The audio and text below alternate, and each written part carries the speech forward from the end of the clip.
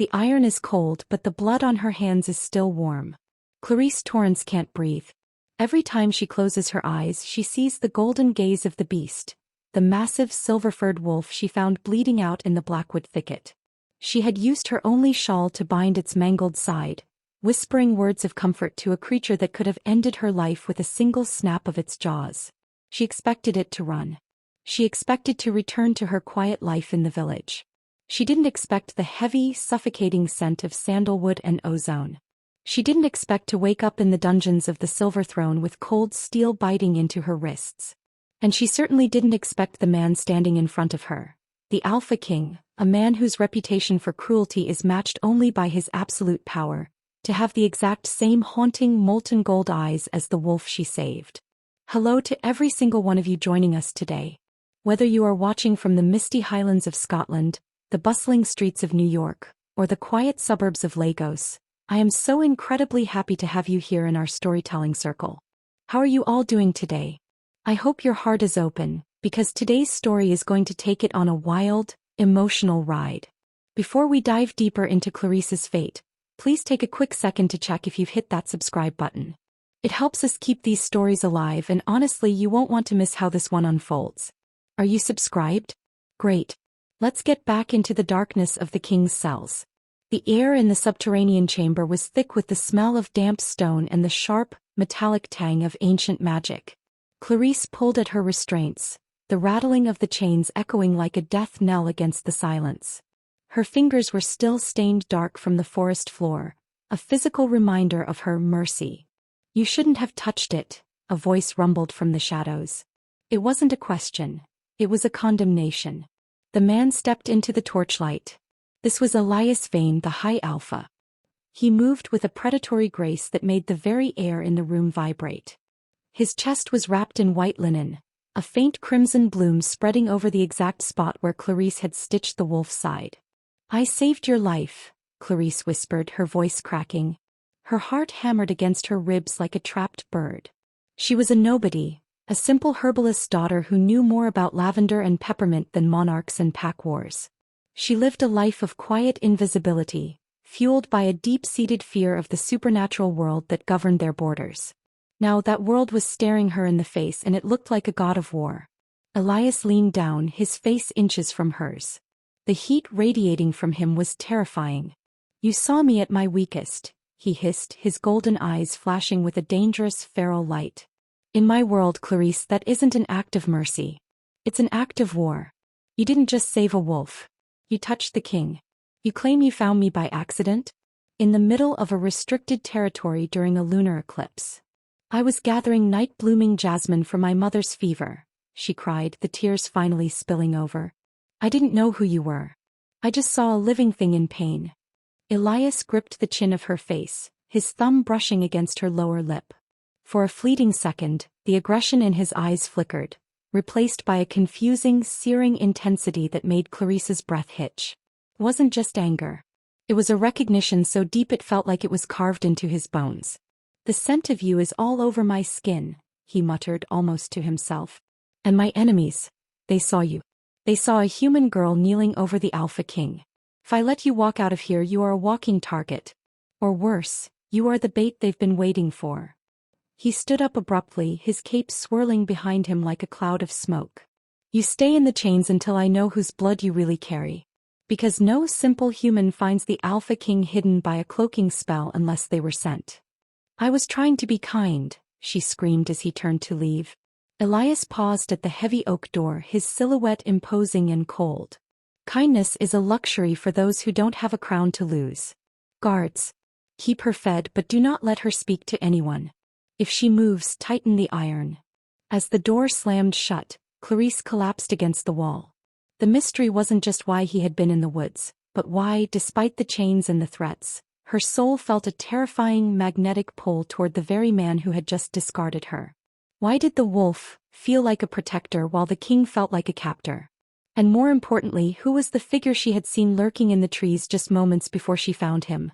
The one with the silver dagger? Is Clarice a victim of circumstance, or is there a reason she was able to see through a king's magic? Stay tuned, because the secrets of the Blackwood are about to bleed into the palace. The silence of the dungeon was not a void, it was a weight. Clarisse sat on the cold floor, her mind racing through the fragments of her life that had led her to this cage. She was the daughter of Helen Torrance, a woman who had spent 20 years teaching Clarisse that the world was a garden meant to be tended, not a battlefield to be conquered. But as the hours bled into one another, Clarisse realized that the mercy her mother prized was exactly what had branded her a criminal in the eyes of the High Alpha. Clarisse's deepest fear had always been being seen. In a world where the supernatural pacts dictated the flow of trade, law, and life, humans survived by being small. She had spent her 22 years mastering the art of the shadow, gathering herbs at dawn, keeping her head low in the market, and never ever looking a shifter in the eye. Now she was the focus of the most powerful man in the Northern Territories, and the spotlight was burning her alive. The heavy door groaned open, but it wasn't the king. A woman entered, draped in silks the color of a bruised sunset. This was Isabella Thorne, the king's primary advisor and the sister of his fallen commander. Her beauty was sharp like a glass shard, and her eyes held a coldness that made the damp cell feel like an icebox. "So, this is the little medic who thinks she can heal a god," Isabella said, her voice dripping with calculated disdain. She walked a slow circle around Clarisse, her heels clicking against the stone. "Do you have any idea what you've done?" The king was in the Blackwood to meet a contact regarding the rising rebellion. By saving him, you interrupted a tactical extraction. You made him vulnerable to the eyes of the Silver Hand. "I saw a dying animal," Clarisse whispered, her voice rasping. "I didn't see a king. I didn't see a tactical extraction. I saw pain." Isabella leaned in, her scent of lilies and iron clashing with the dungeon's musk. "Pain is the only language Elias understands.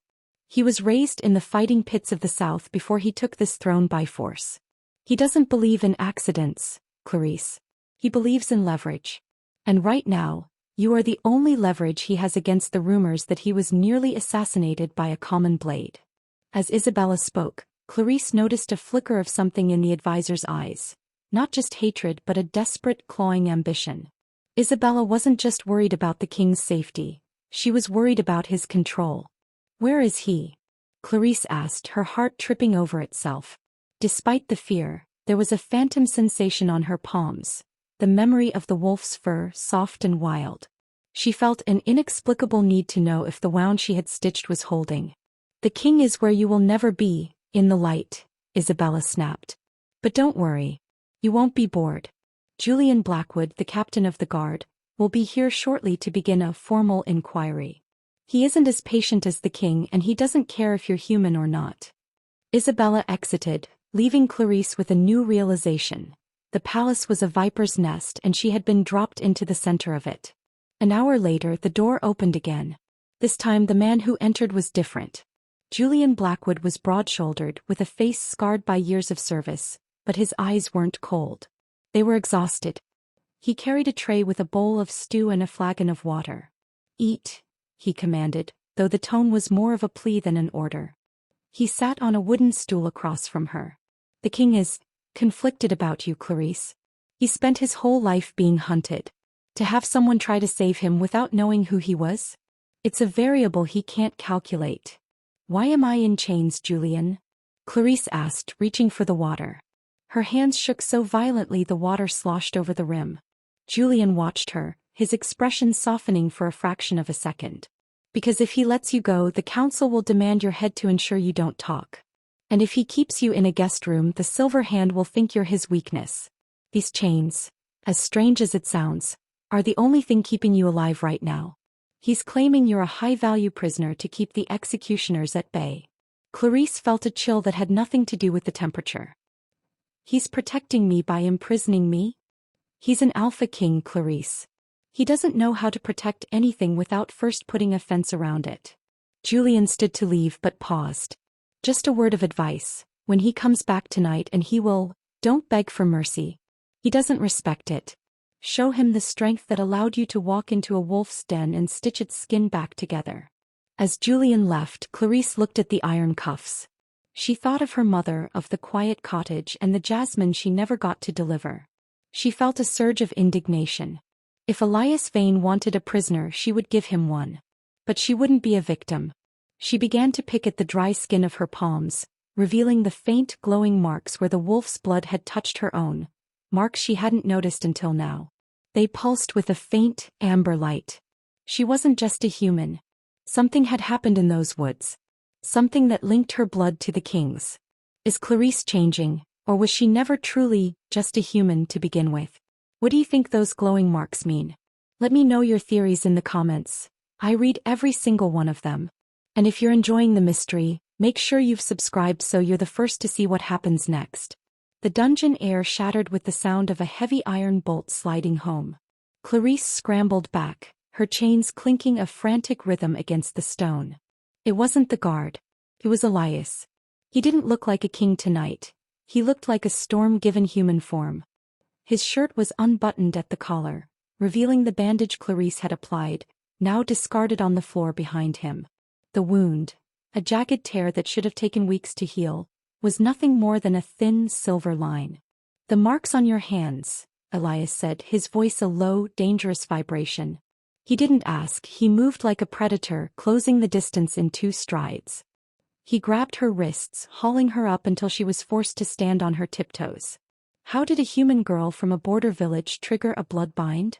Clarisse gasped, the heat from his touch searing her skin. The amber glow on her palms flared brightly, pulsing in time with the thrum of his heartbeat. "I don't know what you're talking about. I told you I was picking Jasmine." "Liar," he growled, but his eyes were fixed on the glow. "A blood bind only happens when a healer pours their own life force into a true alpha. It's an ancient tether. It means my life is now woven into yours. If I bleed, you feel the sting. If you die..." He trailed off, his grip tightening. "If you die, I lose my sanity to the feral side of the wolf." The revelation hit Clarisse like a physical blow. She hadn't just saved a wolf. She had accidentally tethered her soul to the most powerful, volatile man in the world. "Is that why you're so angry?" she challenged, her fear suddenly curdling into a sharp, defiant spark. "Because you're bound to someone you consider beneath you?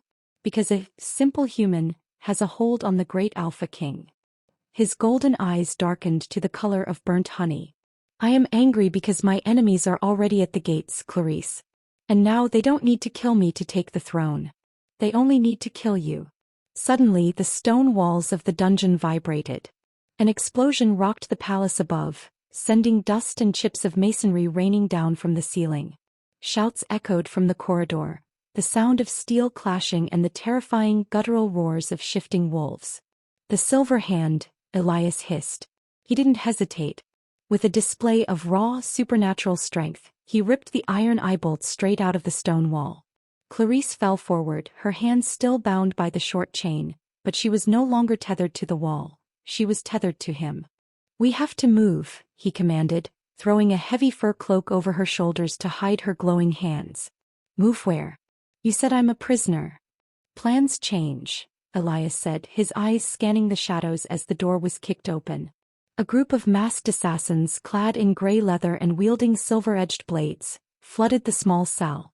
They didn't go for Elias. They ignored the king entirely, their eyes fixed on Clarisse with a singular, murderous intent. Elias stepped in front of her, his claws extending from his fingertips with a terrifying schlick sound. He moved with a speed no human could follow, a blur of violence and precision. He wasn't just fighting, he was butchering them to keep them away from her. One assassin managed to slip past his guard, swinging a heavy mace toward Clarisse's head. She screamed, ducking instinctively. Just as the weapon was about to connect, Elias threw himself into its path. The mace slammed into his shoulder with a sickening crunch. Clarisse let out a strangled cry, clutching her own shoulder. A white-hot flash of agony tore through her, exactly where he had been hit. The blood bind. "I felt it," she gasped, falling to her knees. "Elias, I felt it." He didn't look back. He finished the last assassin, his breathing heavy and ragged. He turned to her, his face splattered with blood that wasn't his. For the first time, the suspicion in his eyes was replaced by a grim, terrifying realization. "The tether is complete," he whispered. He reached down, hauling her up and throwing her over his shoulder like a sack of grain. "They know who you are now. They know you're my anchor. If we stay here, the council will execute you to free me and the rebels will kill you to break me." He ran through the secret tunnels of the dungeon, the sound of the palace burning above them. Clarice clung to his back, her heart racing against his. "Where are you taking me?" "To the one place even the Alpha King is afraid to go," he replied as they burst out into the freezing night air of the deeper forest. "We're going to the crags of the first ancestor. If I'm going to be bound to a human, I'm going to find out why the stars chose a girl who picks Jasmine to hold my life in her hands." As they disappeared into the tree-line, a figure watched from the high balcony of the palace. Isabella Thorne. She held a silver dagger, her eyes narrowed in fury. "He chose the human," she muttered, her voice a poisonous thread in the wind. "Then he'll die with her." The stakes just hit the ceiling. Clarice and Elias are on the run, bound by blood and hunted by everyone. Do you think Elias is starting to feel more than just the bond? Drop a wolf in the comments if you're rooting for them. And don't forget to subscribe. Part 4 is where the tension truly begins to simmer. The crags of the first ancestor were a cathedral of jagged stone and ancient, whispering pines. Here the air was so thin it felt like breathing needles, and the ground was perpetually dusted with a frost that never melted. Elias hadn't slowed down for hours. Even with his shoulder mangled, he moved with the relentless drive of a machine. Clarice, however, was at her limit. Her thin leather slippers were shredded, and the cold was beginning to numb her very bones. Every time Elias's boots hit the uneven ground, a dull throb echoed in her own legs. The bloodbind was no longer just a theory. It was an exhausting shared reality. "Stop," she gasped, her voice barely a thread in the wind. "Elias, please. I can't go any further." The Alpha King turned. In the moonlight, his features looked as though they had been carved from the mountain itself. He looked at her, really looked at her, and for the first time he saw the blue tint on her lips and the way her body was racked with tremors. Without a word, he strode back to her. Clarice flinched, expecting a rebuke, but instead he reached out and pulled her into the heat of his chest. He didn't use the cloak this time. He wrapped his massive arms around her, using his own preternatural body heat to thaw her out. "The human body is so fragile," he muttered, his voice vibrating against her ear. "How did you think you could survive the Blackwood alone?" "I wasn't alone," Clarice whispered, leaning into his warmth despite herself. "I had my plants. I had the stars. I never needed anyone to protect me until you dragged me into your war." Elias stiffened. "My war? Clarice, this war has been simmering since before you were born. The Silver Hand wants a world where the strong consume the weak without apology. They think I've grown soft, because I protect the human border villages. They think my mercy is a malfunction." "Is that why you were alone in the woods?" she asked, looking up at him. "Because you were protecting people like me?" Elias didn't answer. He led her to a small cave sheltered by a massive cedar tree. He moved with a strange, hesitant tenderness as he cleared a space for her to sit. As he began to build a fire with a few strokes of a flint, Clarice watched the way the muscles in his back moved. The silver scar where she had stitched him was glowing faintly. "Does it hurt?" she asked softly. "The wound?" "No," Elias said, glancing back. "The bond? Yes. It's like a constant static in the back of my mind. I can feel your fear. I can feel your hunger. It's invasive." "Try being the one in chains," Clarice retorted, though the bite was gone from her tone. She reached into the small satchel that had somehow stayed looped around her waist during the escape. She pulled out a crushed bundle of dried leaves. "Here. It's yarrow and willow bark. If I chew it and you put it on your shoulder, the inflammation will go down. Since I feel your pain, it's in my best interest to heal you." Elias watched her as she worked, his golden eyes tracking every movement of her fingers. There was a shift in the air. The tension was no longer just about survival. It was becoming something heavier, something electric. As she leaned forward to apply the poultice to his shoulder, her hand brushed the bare skin of his chest. A jolt of pure energy snapped between them, making Clarice gasp. The amber marks on her palms flared to a blinding brilliance. Elias grabbed her wrist, his breath hitching. "What are you doing to me, Clarice?" "I'm not doing anything," she breathed, her heart racing so fast she was sure he could feel it through the bond. "You're making me want things an alpha shouldn't want," he growled, his face inching closer to hers. "I should be thinking about my throne. I should be thinking about Isabella and the council." But all I can smell is the jasmine on your skin and the way your pulse is calling to the wolf inside me. For a moment the world outside the cave vanished. There was only the crackle of the fire and the magnetic pull between the healer and the king. Elias reached up, his large hand cupping her cheek. His thumb traced the line of her jaw with agonizing slowness. "You're a red herring," he whispered. "The world thinks you're my downfall, but I'm starting to think you're the only thing that's ever made me feel human." Before she could respond, a low, melodic whistle echoed through the trees outside. Elias was on his feet in an instant, his claws out, his protective instinct flaring so violently that Clarice felt a wave of protective rage wash over her. "Someone is here," Elias hissed. "Is it the silver hand?" "No," Elias said, his eyes narrowing as a figure stepped into the firelight. It was a man Clarice recognized from the village. Silas Vance, the man who had always bought the most expensive tonics from her mother. But he wasn't wearing village clothes. He was dressed in the silver-lined armor of the High Guard. "Silas." Clarice gasped. "Hello, Clarice," Silas said, his voice cold. "I told the king I'd find you.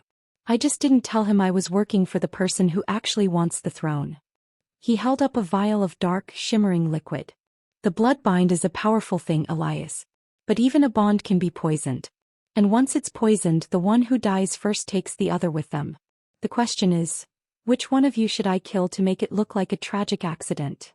The betrayal is coming from inside the house. Or rather, from the village. Who can Clarice trust when even her neighbors are turning into monsters? And did you catch that spark between her and Elias? It's getting hot in that cave. If you're loving the heat and the mystery, drop a comment below and tell me, who do you think Silas is really working for? Don't forget to subscribe so you don't miss the midpoint revelation. The vial in Silas's hand glowed with a sickly violet hue, the mark of void shadow, a poison specifically designed to sever supernatural connections by destroying the souls attached to them. Elias shifted, positioning his body as a physical shield for Clarice, but he was slowed by the poison already lacing the air. "You were my neighbor, Silas," Clarice cried, her voice echoing off the cave walls. "You helped my mother fix the roof after the spring storms. Why are you doing this?" Silas laughed, a dry, hollow sound. "Fixing roofs was a cover, Clarice. I've been the council's eyes in your village for years, waiting for the king to make a mistake. I didn't expect his mistake to be a girl with a hero complex." He turned his gaze to Elias. "The council doesn't want an alpha who cares about human borders. They want a conqueror. And Isabella, well, she's tired of being the advisor. She'd much rather be the queen mother to a more malleable successor." "Isabella," Elias spat the name like a curse. "I should have known her ambition would outweigh her loyalty." "She's not the only one with secrets, Elias," Silas said, his eyes glinting with a terrifying new light. He smashed the vial at the mouth of the cave. A thick, purple mist began to roll inward, smelling of ozone and rotting lilies. "Did you ever wonder why Clarice was able to see you in the woods? Why a human could trigger a blood bind that hasn't been seen in 3 centuries? Clarice felt a sudden, sharp pressure in her chest. The amber marks on her palms didn't just glow, they began to burn. She fell to her knees, clutching her head as fragments of memories, not her own, began to flood her mind. She saw a woman with hair like spun moonlight and eyes of gold, hidden away in a cottage very much like her own. "Stop it!" Clarice screamed. "The Torrance line isn't human, Elias," Silas shouted over the rising wind of the magical mist. "They are the descendants of the lunar oracles, the ones your ancestors hunted to near extinction to steal their foresight. Clarice isn't a medic. She's the last oracle. Her blood doesn't just heal, it sanctifies. That's why you're bound to her. The wolf in you recognized its missing half." Elias roared, a sound of pure, unadulterated agony and fury. He lunged through the mist toward Silas, but as he moved, Clarice let out a blood-curdling shriek. Because of the bond, the void shadow touching Elias was tearing through Clarice's nervous system. "Elias, stop," she sobbed. "It's killing me." Elias froze mid-leap. He looked back at Clarice, who was shaking on the floor, her skin turning a terrifyingly pale shade of gray. The choice was binary: kill the traitor and lose his mate, or retreat and let the traitor escape with the secret of her identity. For the first time in his life, the king chose mercy over vengeance. He retreated, scooping Clarice into his arms and leaping through the back of the cave into a narrow crevice that led deeper into the mountain. Behind them, Silas's laughter followed them into the dark. Run, King. Every breath she takes now is a countdown. The void is in her blood. Only the heart of the silver throne can purge it. As they tumbled into a hidden grotto deep beneath the crags, the mist dissipated, but the damage was done. Elias laid Clarice down on a bed of soft moss, his hands trembling as he touched her face. An oracle, he whispered, his voice breaking. I spent my life thinking I was protecting a victim, but I was holding a goddess in chains. Clarice opened her eyes, but they weren't her usual soft brown. They were swirling with molten gold, reflecting the same fire that burned in Elias's soul. She reached up, touching the silver scar on his shoulder. I saw it, Elias, she whispered, her voice sounding like 1,000 voices speaking at once. I saw why you were in the woods. You weren't meeting a contact. You were looking for me. You've been looking for me your whole life. The revelation shattered the last of the walls between them. The Alpha King didn't just need a healer. He needed his soul's counterpart to keep from descending into the very darkness he fought against. But as he pulled her close, the gold in her eyes flickered. The poison was moving toward her heart. The greatest twist wasn't her power. It was the fact that the only place she could be saved was the one place where she was most hated. The center of the king's palace, where Isabella waited with a final deadly hand to play. Everything we thought we knew has been flipped upside down. Clarice is an oracle. The king was looking for her all along? My heart is actually racing right now. What do you think Isabella will do when they show up at the palace gates? Tell me in the comments. Are you Team Oracle or Team Alpha? And if you're not subscribed yet, now is the time. You cannot miss the darkest hour. The descent from the crags was a blur of agony. Every step Elias took felt like dragging a mountain behind him, not because of Clarice's weight, she felt as light as a dying ember, but because the void shadow poison was eating the connection between them. In the silence of the forest, the blood-bind groaned like a fraying cable. Clarice's breath was shallow, a rhythmic rattling that mirrored the stuttering of Elias's own heart. Stay with me, Elias commanded, his voice a raw, jagged edge. Oracle, healer, girl, I don't care what they call you. You stay with me. But as they reached the outskirts of the capital, the world fell into shadow. It wasn't night, it was a blockade. The silver throne was no longer a sanctuary.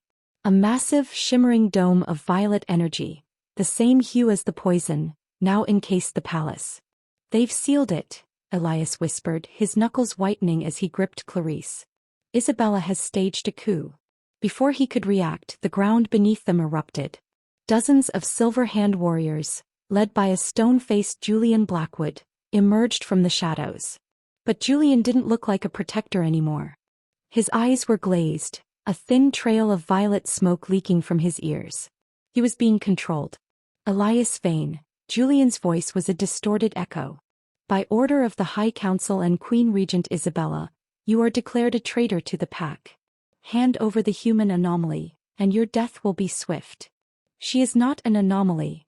Elias roared, his form beginning to shift, his bones cracking and elongating as the wolf pushed to the surface. She is your salvation. The battle was short and brutal. Elias, weakened by the poison and the shared pain of Clarice's failing body, fought like a demon, but he was outnumbered 10-1. He took blow after blow, his blood staining the snow, but he never let Clarice touch the ground. Finally, a silver-tipped net, enchanted with dampening runes, fell over them. Elias collapsed to his knees, his wolf form receding as the magic forced him back into human skin. He watched, paralyzed, as two guards tore Clarice from his arms. No, he screamed, reaching out, but a heavy boot slammed into his chest, pinning him down.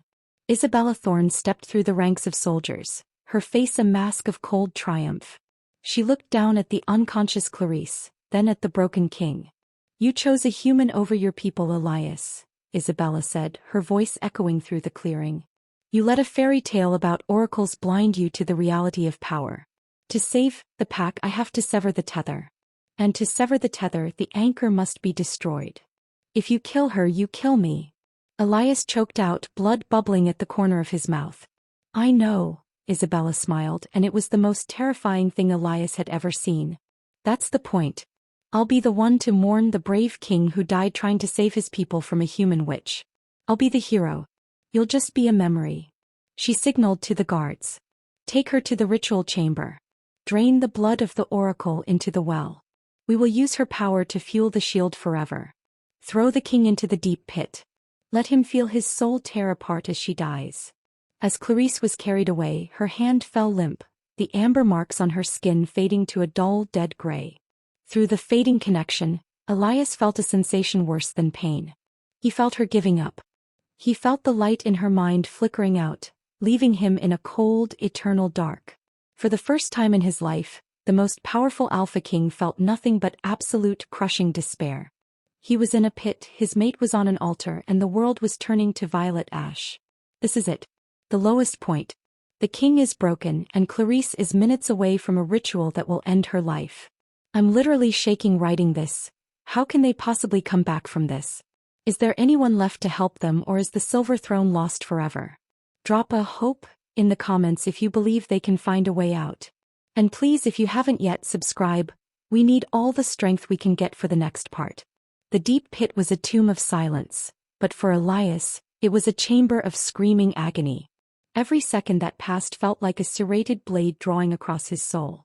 He could feel it, the slow, rhythmic draining of Clarisse's life force. The bloodbind was no longer a tether, it was a noose. But in the absolute darkness of the pit, Elias heard a sound. A rhythmic thump, thump, thump. It wasn't his own heart. It was hers. Through the void, a voice whispered in the back of his mind, not in words, but in the scent of jasmine and the warmth of a summer dawn. The wolf doesn't submit to the dark, Elias. It hunts it. Clarisse wasn't giving up. She was using the last of her oracle strength to bridge the gap one final time. Suddenly, the shadows in the pit shifted. A rope hit the floor, followed by a familiar, heavy-breathing figure. Julian Blackwood slid down, his face bruised and his eyes finally clear of the violet haze. He looked at the king and didn't bow, he reached out a hand. The poison.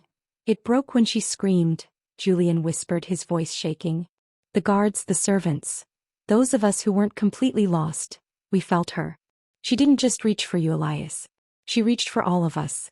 She's keeping the pack's sanity alive while Isabella tries to bleed her dry. Elias grabbed Julian's hand, a surge of renewed power, not from his own muscles, but from the collective will of the people Clarisse was protecting, roaring through his veins. The silver marks on his shoulder didn't just glow, they erupted in a blinding white light. She's not just an anchor for me, Elias realized, his eyes turning a molten, incandescent gold. She's the heart of the pack. If she dies, we all go dark. Then let's show them why you're the king, Julian said, handing Elias a blade forged from star iron. Above them, in the ritual chamber, Isabella stood over Clarisse with a silver chalice. The girl was bound to a stone altar, her skin almost translucent. The first drop of her golden blood hit the floor, and the violet dome over the city groaned. Almost there, Isabella hissed, raising the dagger. But the doors didn't just open, they exploded. Elias Vane didn't enter as a man or even a wolf. He entered as a force of nature. The star iron blade hummed in his hand, cutting through the violet mist like a hot knife through wax. Behind him, the palace guards who had broken free from the spell surged forward, their loyalty reclaimed by the light radiating from their king. Get away from her. Elias's voice didn't come from his throat, it echoed from the very stones of the palace. Isabella turned, her face twisting in a mask of beautiful fury. You're too late, Elias. The bond is severed. Look at her, she's already gone. Elias didn't look at the blood. He didn't look at the dagger. He looked into Clarisse's fading gold eyes and saw the spark he had first seen in the blackwood thicket, the spark of a girl who would risk everything for a stranger in pain. Clarisse, he whispered, the bloodbind flaring with a heat that incinerated the last of the void shadow poison in the room. I am not the one who saves you. We save each other. As he touched her hand, the amber marks on her palms and the silver marks on his shoulder connected, forming a perfect, unbreakable circle of light.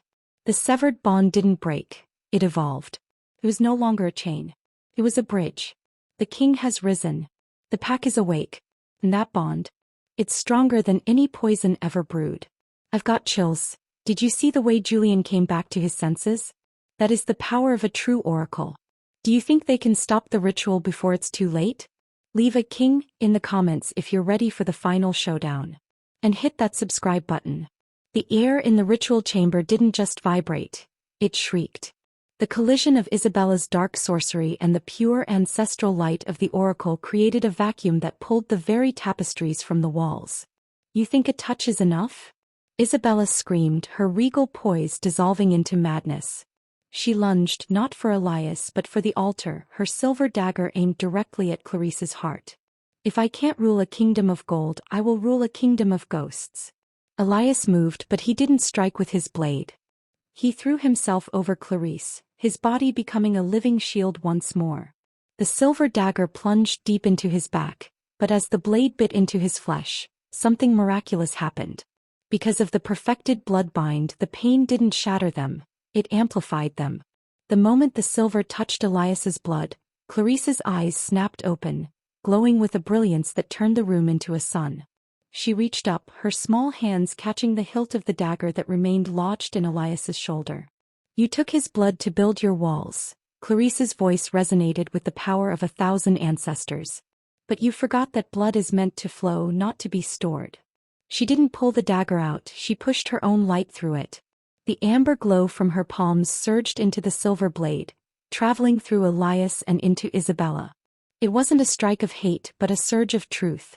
The violet energy Isabella had used to enslave the pack began to crack and peel away like dead skin. Outside the palace, the massive violet dome shattered into 1,000,000 glittering shards of light. The citizens in the streets, the soldiers in the barracks, and the wolves in the forest all let out a collective gasp as the weight of the void shadow lifted from their minds. Isabella stumbled back, her hands flying to her face as her stolen power withered. No, my throne, my legacy. Your legacy was built on chains, Isabella, Elias said, standing up and pulling Clarice with him.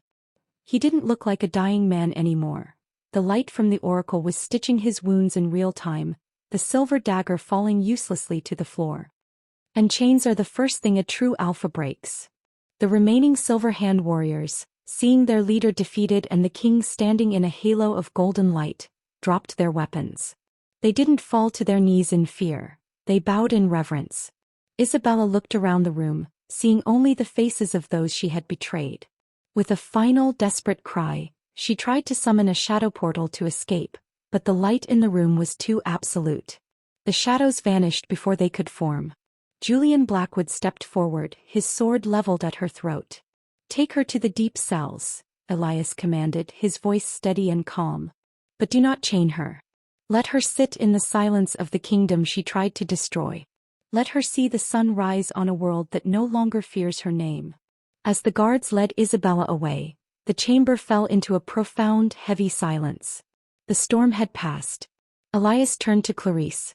She looked exhausted, her hair matted with dust and her dress torn, but to him she looked like the dawn itself. He reached out, his large scarred hand trembling as he brushed a strand of hair from her face. You saved me, he whispered. Again. We saved each other, she reminded him, her voice returning to the soft human tone he had first heard in the woods. But Elias, the oracle, the power. I don't know how to be a queen. Elias smiled, a genuine warm expression that transformed his rugged face. He took both of her hands in his, the amber marks now glowing with a steady, peaceful light. Good. Because I don't want a queen. I want a partner. I want the girl who picks Jasmine and has enough heart to save a dying wolf even when the world tells her to run. Suddenly, the doors to the balcony burst open, and the first rays of the morning sun spilled across the floor. The people in the courtyard below began to cheer, a roar of 1,000 voices calling out for their king and the woman who had brought back the light. I'm actually cheering right now. Did you see that? The way they used the bond to turn Isabella's weapon against her? That is what I call a power couple. The darkness is gone, the dome is shattered, and the true king and oracle are standing tall. But how does a village girl transition into the heart of a supernatural empire? And what about her mother back at the cottage? Drop a love in the comments if that ending gave you goosebumps. And make sure you're subscribed. We are moving into the final part, the satisfying conclusion. The transition from the cold stone of the ritual chamber to the warmth of the royal solar was more than a change of rooms. It was the beginning of a new era. A week had passed since the fall of Isabella, and the palace was no longer a place of shadows. The violet banners had been burned, replaced by the silver and amber of the newly unified territories. Clarice stood by the tall windows looking out over the blackwood forest.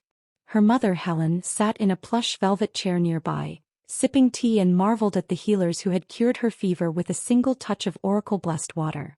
"I always knew you were special, Clarice," Helen whispered, her eyes misty. "But I never imagined you'd be the one to stitch a kingdom back together." "I'm still just a girl who likes Jasmine, Mom," Clarice said, turning as the heavy doors opened. Elias walked in, stripped of his heavy ceremonial armor. He wore a simple tunic, his presence filling the room not with intimidation, but with a grounded, protective warmth. The silver scar on his shoulder remained, a permanent mark of their connection, but it no longer pulsed with pain. It was a badge of a choice made in the dark. "The council has officially ratified the new border treaty," Elias announced, stepping to Clarice's side. "The human villages are no longer protected territories. They are equal partners. The Silver Hand's influence has been completely purged." He reached out, taking Clarice's hand. The amber marks on her palms were still there, but they had settled into a soft, steady glow that only appeared when they touched. The blood bind had matured.